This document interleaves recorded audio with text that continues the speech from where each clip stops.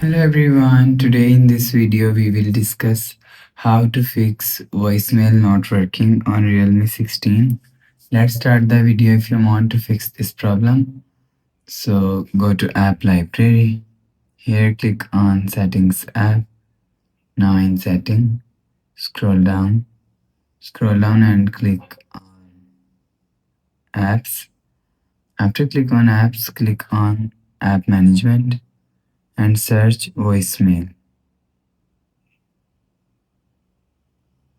And here showing you voicemail. So select voicemail from here. For example, this is voicemail. Click on storage and click on clear cache. After clear cache voicemail, go back to home screen.